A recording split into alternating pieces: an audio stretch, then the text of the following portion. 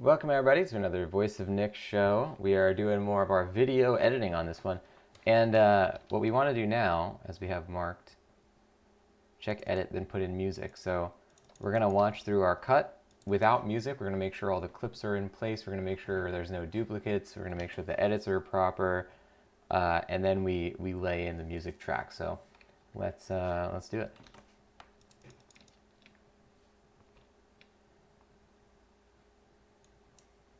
We finished another one. Metal Gear Solid 2 is checked off the list, and damn, this is a masterpiece video game. Guys, let's take a look at Metal Gear Solid 2. So Metal Gear Solid 2 came out in 2001. This was on the then newly released PlayStation 2 console. There's a lot of stuff going on that really allows Kojima to up the production value and up the cinematic value. If you want Kojima in a nutshell, this is probably the game that describes him best, like really crazy storyline concepts going in there with a lot to say. He clearly has a lot to say, and with just an insane amount of game mechanics. Oh my god! We knocked him off the edge! So hold on, we want to get a fade on this. Game mechanics. Oh my god! We knocked him off the edge! Oh god, what a game this is. Storyline-wise, it's a couple years after the events of Metal Gear Solid. Snake and Otacon go out on their own to become like vigilante Metal Gear hunters. They find out about a Metal Gear that's being made. Metal Gear. And things go awry. Stuff goes down, a lot of backs get stabbed, a lot of double crosses go down, and Snake ends up, right in the opening sequence, going down with a sinking tanker in the middle of the Hudson River. Snake! Cut to a little bit after that, we get an entirely new hero. After this opening sequence, you're playing as a new character called Raiden. You start to appreciate like the gall that Kojima has, where after the first Metal Gear games, everybody's very attached to Solid Snake. The fact that he would sort of do this bait and switch right at the beginning of this game is pretty incredible on his part. He never wants to rest on his laurels. If that wasn't clear before, it certainly is now. What are you? What the? You're a man? In Metal Gear Solid 2, the mechanics have been fleshed out to an incredible degree. You can actually go up to guards, take your gun, put it up behind their head, and hold them up. They'll put their arms up. You know, they don't want to be killed, so they'll drop items as well. We're going to switch out this clip here because it's too recent in the edit to show it again. It's not the same part of the clip we used, but it's clearly the same environment, so it just reads as being a duplicate. Another thing we wanted to change. Oh, I wanted to add into the to-do list, add movie curtain graphic. We put a graphic over the 4x3 black bars, the pillboxes, so that it differentiates the sides from the 16:9 crop that it makes when there's a cutscene. To an incredible degree. You can actually go up to guards, take your gun, put it up behind their head, and hold them up. They'll put their arms up. You know, they don't want to be killed, so they'll drop items as well as a unique dog tag that is specific to that exact enemy that you held up. And this creates an entire sort of like game within a game mechanic of trying to collect as many dog tags as you can. It becomes really fun to attempt to do that, and it adds a whole new layer on top of the proceedings. Please don't. Another major new mechanic that they added to Metal Gear Solid 2 is the concept of non-lethal takedowns. They start you out in the game with a tranquilizer gun, and it creates a lot of interesting situations. Killing them becomes sort of like the easy way out. Knocking them out means you're instantly on a time limit. Before they wake up, you want to do whatever you got to do. You can stuff them into lockers, you can hide them in different spots, you can drag their bodies away. The guards' bodies do not disappear in this game like they used to in Metal Gear Solid 1, so you actually have to deal with the logistical concept of, I knocked this guy out, he's laying on the ground, if another guard comes by, he's going to see this guy, so I need to actually move him physically out of the way. Experimentation is highly encouraged, where you really start thinking like a spy because the game will support that. most video games, you're working within a very limited, number of mechanics. You start to kind of like wrap your head around what's possible, and it immediately, as soon as you feel like you understand everything there is to know, it becomes less interesting. In Metal Gear Solid 2, it always feels like the game is bigger than you could ever imagine. It always feels like Kojima has thought of more things than you'll ever be able to do in the game, and that makes it a constantly exciting experience. It makes it a constantly engaging experience. What? I'm going to go in my pants. He's looking right. Oh my god. He's peeing! You can see the pee! I gotta try it. Oh! It's vibrating! Oh no! Don't open your mouth, Raiden! So the bosses in Metal Gear Solid 2 are a cell of rogue agents. It's kind of like how Foxhound was in Metal Gear Solid 1, but in this game, it makes it a lot more interesting that they are very disorganized. Like, from the outset, you kind of get the concept that even within their agency, they're not all necessarily on the same page. They're just kind of all out there doing their own things for their own motivations, and it creates these cool storyline situations. My name is Fortune, lucky in war and nothing else. And without a death to call my own. Hurry, kill me, please. When you're fighting these bosses, you really gotta put your thinking cap on. There are all these aspects where the game is actively trying to trick you. Think the Psycho Mantis battle in Metal Gear Solid 1, but spread throughout the game. Kojima definitely, you could tell that he loved that concept from the first game, and he really wanted to start expanding the possibilities throughout the boss battle. So you're rarely going to find a boss battle in Metal Gear Solid 2 that is just a straight up boss battle. There's usually something very particular about each one, and that makes it super interesting.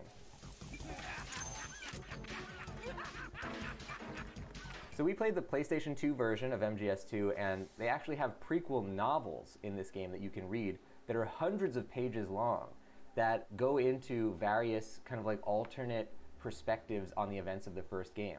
And you meet characters who end up being in Metal Gear Solid 2. So if you have access to the PlayStation 2 version of this game, I don't think they ever included it in the remasters, so you would have to acquire the original version.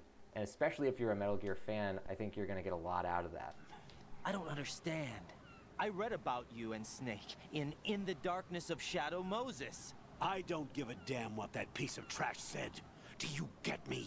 So guys, that's Metal Gear Solid 2. Let me know what you guys think of this game in the comments below. I absolutely adore it. I hope you do too. Don't forget to subscribe on this YouTube channel if you want to see more of these. We've been doing Metal Gear game reviews as well as all sorts of other stuff on here. And I'll see you next time. Thanks for watching. Bye-bye.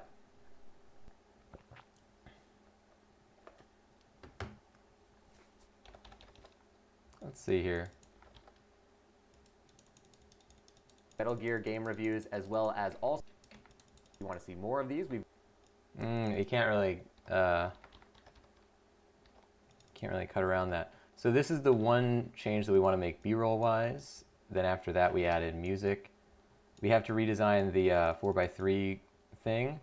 Whoa. Not touching it. Premiere's crashing right now, I guess. Damn, what did we change? You'd think, ostensibly being a professional and all, that I wouldn't forget to save, but you know how it goes when you're editing. Every once in a while, you lose some progress. So if we check our autosaves, not our autosaves, but this was not saved today. So this was saved at 9:42, so we would lose 9 minutes worth of stuff.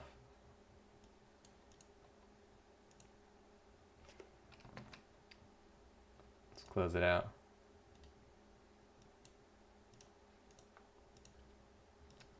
All right. Not that big of a deal. We didn't really make any alterations. It's kind of annoying though.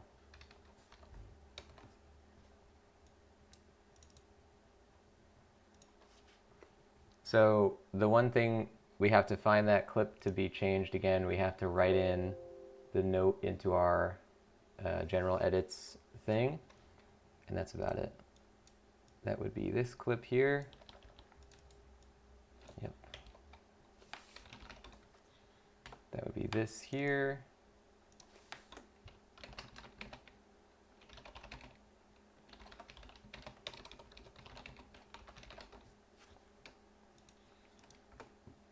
And that's all we did.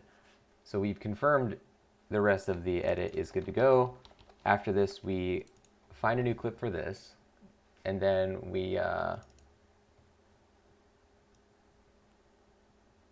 in the music. So let's see if we can find another guard that we hold up at some point. Freeze! Oh, look. We want them to be kind of like front and center on the screen. So like that one was pretty good, but I'd rather find one where he's like really clearly on screen. Go! Freeze!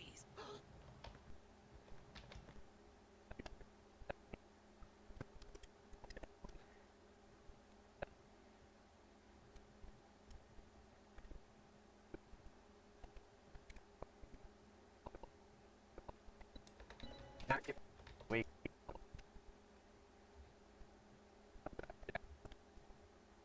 I think we've used this one. Let's check this spot here.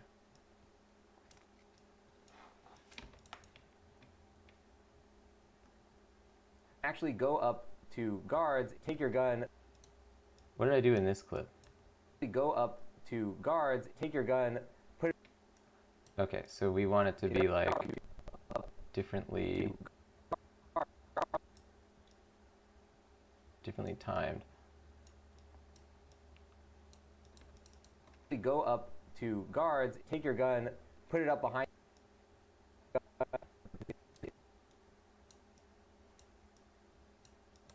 You can actually go up to guards, take your gun, put it up behind their head, and hold them up. They'll put their arms up. You know, they don't want to be killed, so they'll drop items as well. Yeah, that works. It's not as close to the camera. Actually go up to You can clearly guards, tell what he's doing there. We'll give it a couple more frames, though. We want it to be right before he puts his arms up. You can actually go up to guards, take your gun, put it up behind their head, and...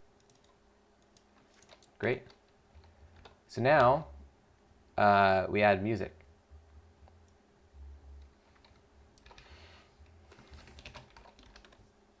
Oops, we want that to be this color. Teal. Good stuff, ladies and gents. That's going to do it for another video editing episode. On the next one, we add music. After that is graphics. And there's not really almost any graphics to add in here, so we're very close to the end on this one. Thank you for watching. If you want to find where these videos get posted, you can go on YouTube and look for the channel called Voice of Nick Vlogs. We post all these onto that YouTube channel. There's already 11 videos on there. This will soon be the 12th. You can click the link in the chat. That'll bring you straight to it. Or you can just look for Voice of Nick Vlogs if you go on YouTube. Make sure you follow that YouTube channel. You'll see all the stuff we've already released. You'll see this one when it comes out, as well as all the future videos. Thank you for watching. Bye-bye.